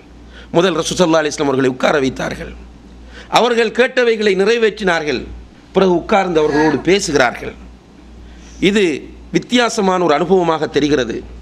இதை பற்றி நாம் வரக்கத் இப்னு நௌஃபல் இடத்தில் போய் பேசுவோம் என்று அவரிடத்தில் அழைத்து சென்று ஆறுதல் பெற்றுக் கொடுக்கிறார்கள். பிறகு நபி ஸல்லல்லாஹு அலைஹி வஸல்லம் அவர்களுடைய தாவா பணியில் அவர்களுடைய வலது கையாக இருந்து அவர்களுக்கு முழு ஆறுதலையும், ரசூலுல்லாஹி அலைஹி வஸல்லம் அவர்கள் எதிர்நோக்கிய பிரச்சனைகள் இந்த உலகத்தில் யாருமே எதிர்நோக்கவில்லை. மிக கடுமையான பிரச்சனை. சாதாரணமாக கண்ணியத்திற்குரிய சகோதர சகோதரிகளே, நாம் ரசூலுல்லாஹி அலைஹி வஸல்லம் அவர்களுக்கு அந்த மக்கள் கொடுத்திருந்த அந்தஸ்தையும் திடீரென அதே மக்கள் அந்த அந்தஸ்தையும் பறித்ததையும் யோசித்து பாருங்கள். அமீன், சாதிக் என்று தூக்கி உயரத்திலே வைத்திருந்தவர்கள், பெரும் பெரும் மனிதர்கள் எல்லாம் போய் ஆலோசனை கேட்டவர்கள், திடீரென நபியை பார்த்து பைத்தியக்காரன், சூனியக்காரன், கிறுக்கன், சமூகத்தை குழப்ப வந்தவன், இவனை கொல்ல வேண்டும் என்றெல்லாம் தூசிக்கிற நேரத்தில் முகத்தில் காரி துப்பினார்கள். தலையிலே அழுகிய ஒட்டகத்தின் குடல்களை போட்டார்கள், கழுத்தை நெருக்கினார்கள். இப்படி எவ்வளவோ செய்த நேரத்தில் ரசூல் ஸல்லல்லாஹு அலைஹி வஸல்லம் அவர்கள் எவ்வளவு மனம் வேதனைப்பட்டிருப்பார்கள், எவ்வளவு கவலைப்பட்டிருப்பார்கள். அந்த நேரங்களில் எல்லாம் அவர்களுக்கு முழுக்க ஆறுதலாக, அவர்களுக்கு பக்கபலமாக இருந்து துணை செய்தவர் அவருடைய மனைவி ஹதீஜா ரலியல்லாஹு அன்ஹா. அதே போன்று ரசூலுல்லாஹி அலைஹி வஸல்லம் அவர்கள் ஹுதைபியாவுக்கு உம்ராவுக்கு செல்கிறார்கள். ஹுதைபியாவில் வைத்து உம்ரா செய்ய முடியாமல் திருப்பப்படுகிறார்கள். அந்த நேரத்தில் ரசூலுல்லாஹி அலைஹி வஸல்லம் அவர்கள் ஹுதைபியா உடன்படிக்கையை செய்கிறார்கள். அந்த உடன்படிக்கை வெளிப்படையில் முஸ்லிம்களுக்கு பாதகமாக தோன்றுகிறது. அதனால் சஹாபாக்கள் நிறைய பேர் திருப்தி அடையவில்லை, மனம் சங்கடப்படுகிறார்கள். உமர் ரலியல்லாஹு அன்ஹு அவர்கள் ஒரு கட்டத்தில் போய் ரசூலுல்லாஹி அலைஹி வஸல்லம் அவர்களிடத்தில் மிக ரஃப்பாகவே கேட்டார்கள், அன்த ரசூலுல்லாஹ், நீங்கள் அல்லாஹ்வுடைய தூதர் தானே, ஏன் இந்த ஒப்பந்தத்தில் கையெழுத்திட்டீர்கள் என்று மிக காரமாக ஒரு சந்தர்ப்பத்தில் கேட்டார்கள். அப்படியான நேரத்தில் ரசூலுல்லாஹி அலைஹி வஸல்லம் அவர்கள் அந்த தோழர்களை பார்த்து சொன்னார்கள், எல்லோரும் உங்களுடைய முடிகளை வளைத்துவிட்டு ஒட்டகங்களை குர்பானிகளை அறுத்துவிட்டு புறப்படுங்கள் போவோம் என்று சத்தமிட்டு சொன்னார்கள். யாருமே செய்யவில்லை. எல்லோரும் அப்படியே அமைதியாக இருக்கிறார்கள். முடி வலிக்க யாரும் செல்லவும் இல்லை, ஒட்டகத்தை அறுக்க யாரும் தயாராகவும் இல்லை. ரசூலுல்லாஹி அலைஹி வஸல்லம் அவர்களுக்கு மனதிலே பெரிய ஒரு சுமை, பெரிய ஒரு கவலையோடு கூடாரத்திற்குள் செல்கிறார்கள். எங்கே அவர்களுடைய மனைவி உம்மு சலமா ரலியல்லாஹு அன்ஹா அவர்கள் இருக்கிறார்கள். கணவனின் சோகத்தை பார்த்து கேட்கிறார்கள், அல்லாஹ்வுடைய தூதரே என்ன நடந்தது என்று. ரசூலுல்லாஹி அலைஹி வஸல்லம் அவர்கள் விளக்கத்தை சொல்லுகிறார்கள். சொன்னதும் சஹாபாக்கள் எல்லோரையும் திட்டி தீர்த்து, இவ்வளவு காலமும் உங்களை ஏமாற்றி விட்டார்கள், நடித்து விட்டார்கள், இந்த சந்தர்ப்பத்தில் இப்படி கழுத்தறுக்கிறார்களே என்று அவர்கள் சொல்லவில்லை. அவர்கள் சொன்னார்கள், உங்களுடைய தோழர்கள் உங்கள் மீது உயிரை வைத்திருக்கிறார்கள், நிச்சயமாக அவர்கள் உங்களுக்கு கட்டுப்படுவார்கள். வெளியே போங்கள், போய் முதலிலே அவர்களுக்கு முன்னால் உங்களுடைய தலையை வலியுங்கள், அதற்கு பிறகு உங்களுடைய ஒட்டகத்தை அருங்கள், என்ன நடக்கிறது என்று பாருங்கள். சொன்னபடி ரசூலுல்லாஹி ஸல்லல்லாஹு அலைஹி வஸல்லம் அவர்கள் வந்து செய்தார்கள். எல்லா சஹாபாக்களும் அவர்களுடைய தலைகளை மலித்து ஒட்டகங்களை அறுத்தார்கள் என்பதை நாம் சஹீஹான ஹதீஸ்களிலே பார்க்க முடிகிறது. இப்போ மனைவி ஒரு கணவனுக்கு ஆறுதல், அதே போன்று கணவனும் மனைவிக்கு ஆறுதலாக இருக்க வேண்டும். நிறைய பேர் இன்று பெண்களை அடிமைப்படுத்துகிற நிலையை, பெண்களை கொடுமைப்படுத்தி ஆண் ஆதிக்கம் வீடுகளில் காணப்படுகிறது. உழைத்து கொடுக்கிறார்கள், சாப்பாடு கொடுக்கிறார்கள், அவர்களுக்கு தேவையானவைகளை வழங்குகிறார்கள். ஆனால் அந்த மனைவியின் உளவியல் தேவைகளை நிறைவேற்றுவதே இல்லை. இந்த பெண் இவைகளை எல்லாம் என்னிடத்திலிருந்து விரும்புவார் என்று புரிந்து கொண்டு அவருக்கு பணிவிடை செய்ய வேண்டும். அவர் விரும்புகிற அத்தனையும் அந்த மனைவி கொடுக்க வேண்டும். ஆனால் அவள் விரும்புகிற எதனையும் கொடுப்பதற்கு இவர் தயாராக இல்லை. என்ன என்று கேட்டால், நான் உழைத்து கொடுக்கிறேன், நான் கஷ்டப்படுகிறேன். அன்புள்ள சகோதரர்களே, மனைவிக்குரிய ஹக்குகள் சரியான முறையில் கொடுபட வேண்டும். அதனால் தான் நபி ஸல்லல்லாஹு அலைஹி வஸல்லம் அவர்கள் சொன்னார்கள், ஹஜ்ஜத்துல் விதாவிலே இறுதி உபதேசம், முக்கியத்துவம் வாய்ந்த உபதேசத்திலே சொல்கிறார்கள், இஸ்தௌசு பின் நிசாஇ ஹைரா, பெண்களுடைய விஷயத்தில் நான் சொல்லக்கூடிய இந்த நல்ல உபதேசத்தை நீங்கள் ஏற்றுக்கொள்ளுங்கள், அவர்களோடு நீங்கள் நல்ல முறையில் நடந்து கொள்ளுங்கள் என்று நபி ஸல்லல்லாஹு அலைஹி வஸல்லம் அவர்கள் சொல்கிறார்கள். அப்போ மனைவி கணவனுக்கு ஆறுதலாகவும் கணவன் மனைவிக்கு ஆறுதலாகவும் அமைய வேண்டும். இதை அல்லாஹு தஆலா அல் குர்ஆனில் சொல்லும்போது, வமின் ஆயாத்திஹி அன் ஹலக லகும் மின் அன்ஃபுசிக்கும் அஸ்வாஜன் லிதஸ்குனு இலைஹா, உங்களை அல்லாஹு தஆலா சோடிகளாக படைத்திருப்பது அவனுடைய அத்தாட்சியில் நின்றும் உள்ளது. ஏன் சோடிகளாக படைத்திருக்கிறான் தெரியுமா? நீங்கள் சக்கீனத்தோடு வாழ்வதற்காக, மகிழ்ச்சியோடு வாழ்வதற்காக என்று அல்லாஹு தஆலா அல் குர்ஆனில் சொல்கிறான். எனவே குடும்ப வாழ்க்கை சரியாக அமைவது, கணவன் மனைவியையும் மனைவி கணவனையும் புரிந்து கொண்டு, இரண்டு பேருடைய உளவியல் தேவைகளையும் புரிந்து கொண்டு ஒருவர் ஒருவருக்கு ஆறுதலாக அமைவது நிச்சயமாக இந்த உலகத்தில் ஒரு மனிதன் அமைதியாக வாழ்வதற்கு வழி. தொழில்பேட்டையிலே சுமைகளோடு வரக்கூடிய கணவனுக்கு ஆறுதல் சொல்லக்கூடிய மனைவியாக அவள் இருக்க வேண்டும். குடும்பத்தையும் உறவினர்களையும் பிரிந்து தன்னோடு இருக்கக்கூடிய அந்த மனைவி அவர்களுடைய கவலையினால் பீடிக்கப்படும் போது அவளுக்கு ஆறுதல் சொல்லக்கூடிய கணவனாக இவன் இருக்க வேண்டும். இந்த இரண்டும் சேரும் போது, இரண்டு பேரும் மனம் விட்டு பேசி, இரண்டு பேரும் அவர்களுடைய பிரச்சனைகளை இனம் கண்டு, பிரச்சனைகளுக்கான தீர்வுகளை இரண்டு பேரும் சேர்ந்து தேடி, அவர்களுடைய எதிர்காலத்தை இரண்டு பேரும் ஒழுங்கான முறையில் திட்டமிட்டுக் கொள்வார்களாக இருந்தால் நிச்சயமாக அந்த குடும்பம் மகிழ்ச்சியான குடும்பமாக இருக்கும் என்பதில் எந்த விதமான சந்தேகமும் இல்லை. அடுத்ததாக மகிழ்ச்சிக்கு இஸ்லாம் சொல்லக்கூடிய இன்னும் ஒரு மிக முக்கியமான ஒரு இடம்தான் அல்லது வழிதான் இந்த மஜாலிசு திக்ர், அல்லாஹுடைய கலாம், ரசூல் ஸல்லல்லாஹு அலைஹி வஸல்லம் அவர்களுடைய சுன்னா பேசப்படக்கூடிய சபைகள். அந்த இடங்களுக்கு வந்தால் மகிழ்ச்சியை பெற்றுக்கொள்ள வேண்டும். நபி ஸல்லல்லாஹு அலைஹி வஸல்லம் அவர்கள் இதை சொல்லியிருக்கிறார்கள். ஒரு கூட்டம் இப்படி ஒன்று கூடி அல்லாஹுவை திக்ர் செய்வார்களாக இருந்தால், அல்லாஹுடைய கலாமை ஓதி அதை தங்களுக்கு மத்தியில் ஆய்வு செய்வார்களாக இருந்தால், நிச்சயமாக அல்லாஹு தஆலா அந்த இடத்தில் அவர்களுக்கு அவனுடைய சக்கீனத் என்ற அமைதியை இறக்குகிறான். ரஹ்மத்துடைய மலக்குகள் அந்த இடத்தை சூழ்ந்து கொள்கிறார்கள். அந்த கூட்டத்தை அல்லாஹு தஆலா தன்னிடத்தில் பெருமையாக பேசிக்கொள்கிறான் என்று நபி ஸல்லல்லாஹு அலைஹி வஸல்லம் அவர்கள் சொன்னார்கள். எனவே இந்த இடங்களுக்கு வருவதும் மகிழ்ச்சிக்குரிய ஒரு வழி. அன்புள்ள சகோதர சகோதரிகளே, நிறைய பிரச்சனைகளோடு இருந்திருப்போம். ஒவ்வொருவரும் ஒவ்வொரு பிரச்சனைகளோடு சிக்கல்களோடு இருந்திருப்போம். இந்த இடத்தில் வந்து இந்த பயான்களை, இந்த உரைகளை, குர்ஆன் வசனங்களை, ஹதீஸ்களை கேட்கிற நேரத்தில் அந்த பிரச்சனைகள் அத்தனையும் நமக்கு மறந்து விட்டன. இந்த இடத்தில் அந்த பிரச்சனைகளோடு தொடர்பில்லாமல் விடுபட்டு இருப்பதே பெரிய ஒரு அமைதி. அதனால் தான் நபி ஸல்லல்லாஹு அலைஹி வஸல்லம் அவர்கள் இப்படியான மஜாலிசு திக்ர் அமைதிக்குரிய இடம் என்று சொன்னார்கள். இன்னும் பல அமைதிக்குரிய வழிகளை இஸ்லாம் சொல்லியிருந்தாலும் கூட இறுதியாக ஒன்றை மட்டும் கூறி என்னுடைய உரையை நிறைவு செய்து கொள்ளலாம் என்று நினைக்கின்றேன். அதாவது அன்புள்ள சகோதர சகோதரிகளே, மனிதன் அமைதியை, நிம்மதியை இழக்கக்கூடிய இன்னும் ஒரு கட்டம் என்னவென்றால், அவனுடைய வாழ்க்கையில் அவன் செய்யக்கூடிய சில தவறுகள்.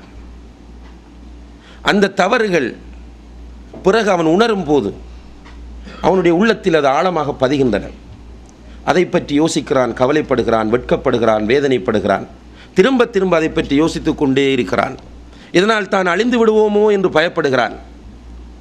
இறுதியில் அவன் மன அழுத்தங்களுக்கு உள்ளாகிறான், கடுமையான நோய்வாய்ப்படுகிறான். இதை நான் வெறுமனே கற்பனையாக சொல்லவில்லை. இப்படி மன அழுத்தங்களுக்குள்ளான ஒரு சகோதரரை நான் சந்தித்தேன். கடுமையாக மன அழுத்தங்களுக்கு உள்ளாகி இறுதியிலே மருத்துவமனையில் அனுமதிக்கப்பட்ட சகோதரர். அவரோடு உட்கார்ந்து கொண்டு பேசும்போது அவருடைய உள்ளத்தில் உள்ளதை வெளியே எடுக்க வேண்டும் என்ற அந்த உணர்வோடு மிக நம்பிக்கையாக அவரோடு பேசிக்கொண்டிருக்கும் போது அவர் சொன்ன செய்தி, அவர் ஏற்கனவே தன்னுடைய சிறு பருவத்தில் தகாத உறவிலே ஈடுபட்டிருக்கிறார். மஹ்ரமான ஒரு உறவோடு தகாத உறவில் ஈடுபட்டிருக்கிறார். அதை பிறகு அவர் உணர்ந்து கொள்கிறார். மிகப்பெரிய ஒரு பாவத்தை செய்துவிட்டேன் என்ற அந்த குற்ற உணர்வு அவரை ஆக்கிரமித்து, அதனால் அவர் மன அழுத்தங்களுக்கு உள்ளாகி கடைசியிலே அவர் நோய்வாய்ப்பட வேண்டிய நிலை ஏற்படுகிறது. இதற்கு என்ன காரணம் என்றால், இஸ்லாத்தின் சரியான வழிகாட்டல்கள் அந்த மக்களுக்கு கிடைக்காமல் போனதுதான். 99 கொலைகளை செய்துவிட்டு மார்க்கம் தெரியாமல் பக்தியோடு இருந்த ஒரு மனிதனிடத்தில் போய் ஃபத்வா கேட்ட நேரத்தில் 99 கொலைகளை செய்த உனக்கா தௌபா என்று தவறாக வழிகாட்ட இறுதியிலே விரக்தி அடைந்தவன் அவரையும் கொலை செய்தானே. அதே போன்ற தவறான வழிகாட்டல்கள் அல்லது மார்க்கம் தெரியாத நிலை. உண்மையிலே தௌபாவுடைய வாசல் திறந்திருக்கிறது என்கிற செய்தி எல்லோருக்கும் தெரிய வேண்டும். இன்று தாவா பணியிலும் கூட சில நேரங்களில் நாம் தவறு விடுகிறோம். மக்கள் அதிகமாக பாவம் செய்வதை பார்த்துவிட்டு, அதிகமாக மக்கள் குற்றம் செய்வதை பார்த்துவிட்டு அல்லாஹ்வுடைய ஒரு பக்கத்தை மட்டுமே மக்களுக்கு நாம் காட்டுகிறோம். அல்லாஹ் கடுமையாக தண்டிப்பவன், அல்லாஹ் அவனுடைய பிடி கடுமையானது, அவன் பூகம்பங்களை கொடுத்து அழிப்பான், அவன் அப்படி அழிப்பான் இப்படி அழிப்பான், அவனுடைய தண்டனை மிக பயங்கரமானது என்று அல்லாஹ்வுடைய தண்டனைகளை மட்டுமே சொல்கிறோமே தவிர அல்லாஹ்வுடைய அருள் என்ற ஒரு பகுதியை பேச பெரும்பாலும் தவறிவிடுகிறோம். குர்ஆனுடைய சுன்னாவுக்கு கூட சில நேரங்களில் இது மாற்றமாக அமைகிறது. குர்ஆனிலே அல்லாஹ் தஆலா தண்டனையை பற்றி பேசும்போது அடுத்ததாக கூலியையும் பற்றி பேசுகிறான், நரகத்தை பற்றி பேசும்போது சொர்க்கத்தை பற்றியும் பேசுகிறான். எனவே என்ன பாவம் செய்தாலும் இந்த உலகத்தில் தௌபா இருக்கிறது என்பதை புரிந்து கொள்ள வேண்டும். தௌபா ஒரு மனிதனுக்கு பெரிய ஒரு நிம்மதியை கொடுக்கும். நபி ஸல்லல்லாஹு அலைஹி வஸல்லம் அல்லாஹ் ஜல்ல ஷானஹு வ தஆலா அல் குர்ஆனிலே சூரத்து ஜுமரிலே சொல்கிறான், குல் யா இபாதியல்லதீன அஸ்ரஃபு அலா அன்ஃபுஸிஹிம், தங்களுக்கு தாங்களே அநீதி இழைத்துக் கொண்ட என்னுடைய அடியார்களே, லா தக்னது மிர் ரஹ்மத்தில்லாஹ், அல்லாஹ்வுடைய அருளில் நீங்கள் நிராசை கொள்ளாதீர்கள், நம்பிக்கை இழந்து விடாதீர்கள். இன்னல்லாஹ யக்ஃபிரு ذுனூப ஜமீஆ, நிச்சயமாக அல்லாஹ் தஆலா எல்லா பாவங்களையும் மன்னிப்பான். முழு பாவத்தையும் அல்லாஹ் மன்னிப்பான். ஷிர்கா, குஃப்ரா, தொழுகையை விட்டிருக்கிறோமா, ஜினா செய்திருக்கிறோமா, எல்லாவற்றையும் அல்லாஹ் தஆலா மன்னிப்பான். எனவே அல்லாஹ்விடத்தில் திரும்பி மன்னிப்பு கேட்க வேண்டும், பாவத்திற்காக கவலைப்பட வேண்டும்.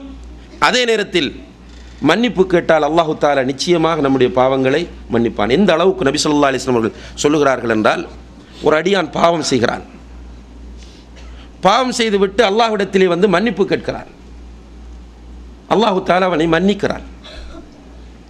அதே மனிதன் திரும்ப போய் வேறொரு பாவத்தை செய்கிறான், வேறொரு பாவத்தை செய்துவிட்டு அல்லாஹ்விடத்திலே வந்து மன்னிப்பு கேட்கிறான்.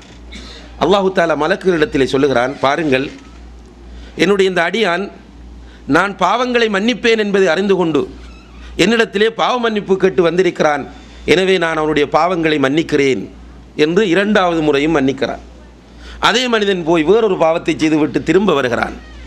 திரும்ப வரும்போது அல்லாஹ் தஆலா மலக்குகளிடத்தில் ஏற்கனவே சொன்னதை போன்று சொல்லி அவனுடைய பாவத்தை மன்னிக்கிறான் என்று நபிகள் நாயகம் ஸல்லல்லாஹு அலைஹி வஸல்லம் அவர்கள் சொன்னார்கள்.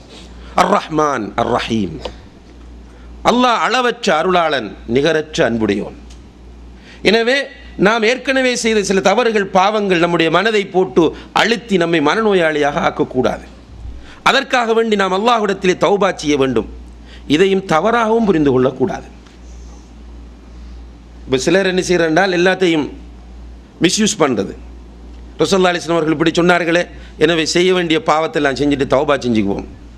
இல்லை, அல்லாஹு தஆலா நாம் நினைப்பதை போன்று மோசமானவன் கிடையாது, அறிவிலி கிடையாது. அல்லாஹ் ஜல்ல ஷானஹு தஆலா எல்லாவற்றையும் அறிந்தவன்,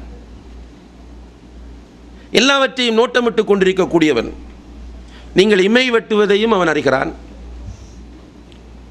உங்களுடைய உள்ளத்தில் ஏற்படக்கூடிய எண்ணங்களையும் அவன் அறிகிறான். ஒரு மரத்திலிருந்து ஒரு இலை விழுந்தாலும் அல்லாஹுக்கு தெரியாமல் அந்த இலை விழாது. எனவே அல்லாஹ் ஜல்ல ஷானஹு தஆலாவுடைய ஹக்கிலே நாம் செய்யக்கூடிய பாவங்கள் நம்முடைய சக்திக்கு மீறி நம்முடைய அறியாமையினால் நம்முடைய பலவீனத்தினால் நடந்து விட்டது என்றால் அதற்காக நாம் அல்லாஹ்விடத்திலே உள்ளமுருகி தௌபா செய்தால் அதற்கு பிறகு அந்த பாவத்தின் பக்கம் செல்வதற்கு நினைக்கக்கூடாது. அந்த பாவத்தை செய்ய மாட்டேன் என்கிற உறுதி உள்ளத்திலே இருக்க வேண்டும். அந்த உறுதியும் அந்த எண்ணமும் நம்மிடத்தில் இருக்குமாக இருந்தால்தான் தௌபாவை அல்லாஹு தஆலா ஏற்றுக்கொள்வார். எனவே அன்புள்ள சகோதர சகோதரிகளே, நாம் அல்லாஹ்வுடைய ஹக்கில் ஏதாவது பாவங்கள் செய்திருந்தால், என்ன பெரிய பாவமாக இருந்தாலும் நிச்சயமாக அல்லாஹு தஆலா அந்த பாவங்களை மன்னிப்பான். எனவே அவனிடத்தில் தூய்மையாக சென்று தௌபா செய்தால் நிச்சயமாக அல்லாஹ்வுடைய மன்னிப்பு கிடைக்கும். அப்படி நாம் மனதிலே ஏற்படக்கூடிய அந்த அழுத்தங்களுக்காக அல்லாஹ்விடத்திலே தௌபா செய்யும் போது அந்த அழுத்தங்கள் போய் மனம் அமைதி அடையும். அதே நேரத்தில் மனிதர்களுடைய ஹக்கோடு தொடர்பான பாவங்களாக இருந்தால் அதுவும் நம்முடைய நிம்மதியை கெடுக்கக்கூடியது தான். அவருக்கு நாம் அப்படி செய்து விட்டோமே, இவருக்கு இப்படி செய்து விட்டோமே, நாளை நாம் அல்லாஹ்விடத்தில் போய் எப்படி தப்புவது ஏனென்றால் மனித உண்மையை பொறுத்தவரையில் சகோதர சகோதரிகளை குறிப்பிட்ட மனிதர்கள் மன்னிக்காதவரை அல்லாஹ் மன்னிக்க மாட்டான். நம்ம தஹஜ்ஜத்திலே எழுந்து இரத்த கண்ணீர் வடித்தாலும் கூட நம்மால் பாதிக்கப்பட்டவர்கள் நம்மிடத்தில் மன்னிப்பு கேட்கும் வரை அல்லாஹு தஆலா மன்னிக்க மாட்டான். மனித உரிமைகளை பற்றி இந்த உலகம் பேசுகிறது, ஐக்கிய நாடுகள் சபை பேசுகிறது, அமெரிக்கா கூக்குரலிடுகிறது. ஆனால் உண்மையான மனித உரிமையை இந்த உலகத்தில் நிலைநாட்டிய ஒரே மார்க்கம் இஸ்லாம் மட்டும்தான். மனித உரிமை வலியுறுத்தப்பட்டிருக்கிறது. அதனால் தான் அல்லாஹு தஆலா மனிதர்களிடத்திலே அவருடைய உரிமையை கொடுத்து விட்டான். மனிதர்களுக்கு செய்த தவறை போய் அல்லாஹ்விடத்தில் மன்னிப்பு கேட்டால் மன்னிப்பு கிடைக்காது. அவர்களிடம் போய் மன்னிப்பு கேட்க வேண்டும். இதிலே தாழ்வு மனப்பான்மை வரக்கூடாது, இதிலே கௌரவ சிக்கல்கள் வரக்கூடாது. யாருக்காவது நாம் அநீதி இழைத்திருக்கிறோம் என்றால் அவர்களிடத்திலே போய் மன்னிப்பு கேட்பதற்குரிய ஈமான் நம்முடைய உள்ளத்திலே இருக்க வேண்டும். அபூதருல் கிஃபாரி பிலால் ரலியல்லாஹு அன்ஹுமா இருவருக்கும் நடந்த சம்பவம் உங்களுக்கு தெரியும். இரண்டு பேரும் முரண்பட்டுக் கொள்கிறார்கள். அந்த நேரத்தில் அபூதருல் கிஃபாரி ரலியல்லாஹு அன்ஹு அவர்கள் பிலாலை பார்த்து யப்ன சௌதா, கருப்பியின் மகனே என்று சொல்கிறார்கள். பிலால் ரலியல்லாஹு அன்ஹுடைய மனதை அது பாதித்து விட்டது. பிலால் ரலியல்லாஹு அன்ஹு அவர்கள் சோகமாக போகும்போது நபி ஸல்லல்லாஹு அலைஹி வஸல்லம் அவர்கள் காரணத்தை கேட்டார்கள். பிலால் ரலியல்லாஹு அன்ஹு அவர்கள் சொன்னதும் ரசூலுல்லாஹி அலைஹி வஸல்லம் அவர்கள் அபூதரை அழைத்து சொன்னார்கள், யா அபாதர் இன்னக்கும் ருன் ஃபீக ஜாஹிலியா, அபூதர்ரே இன்னும் உன்னிடத்திலே ஜாஹிலியத் இருக்கிறது என்று சொன்னார்கள். உடனே அபூதர் ரலியல்லாஹு அன்ஹு அவர்கள் ஓடோடி செல்கிறார்கள் பிலாலிடத்திலே. போய் ஒரு ரிவாயத்திலே வருகிறது, பிலால் அபூதர் கீழே விழுகிறார். விழுந்து சொல்லுகிறார், பிலாலே உங்களுடைய காலால் என்னுடைய கன்னத்தில் மிரியுங்கள், அதற்கு பிறகுதான் என்னுடைய உள்ளம் அமைதி அடையும் என்று. பிலால் ரலியல்லாஹு அன்ஹு அவர்கள் அபூதரை தூக்கி இரண்டு பேரும் கட்டி அணைத்து முஆனகா செய்து தங்களுடைய உள்ள கிடக்கை வெளிப்படுத்துகிறார்கள். எனவே மனிதர்களுடைய விஷயத்தில் நாம் தவறு செய்திருந்தால், அவர்களுடைய உரிமைகள் நம்மால் பாதிக்கப்பட்டிருந்தால் அவர்களிடத்தில் போய் மன்னிப்பு கேட்பதற்கு எந்த சந்தர்ப்பத்திலும் நாம் தயங்கக்கூடாது என்பதை கவனத்திலே கொள்ள வேண்டும். நபி ஸல்லல்லாஹு அலைஹி வஸல்லம் அவர்கள் மரணப்படுக்கையில் இருக்கிறார்கள்.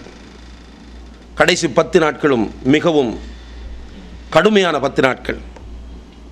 சஹாபாக்கள் போய் ரசூலுல்லாஹி அலைஹி வஸல்லம் அவர்களை நோய் விசாரித்து, அல்லாஹ்வுடைய தூதரே உங்களுக்கு இவ்வளவு வருத்தமா என்று கேட்கிற நேரத்தில், இன்னி ஊஅகு கமா யூஅகு ரஜுலானி மின்கும், உங்களில் 2 மனிதர்கள் படுகிற வேதனையை நான் தனியப்படுகிறேன் என்று ரசூலுல்லாஹி அலைஹி வஸல்லம் அவர்கள் சொன்னார்கள். அந்த நேரத்தில் இடைக்கிடை அவர்கள் மிம்பருக்கு வந்து சில உபதேசங்களை செய்கிறார்கள். அப்படியான ஒரு சந்தர்ப்பத்திலே அவர்கள் மிம்பருக்கு வருகிறார்கள். வந்து தன்னுடைய மேலாடையை உயர்த்துகிறார்கள்.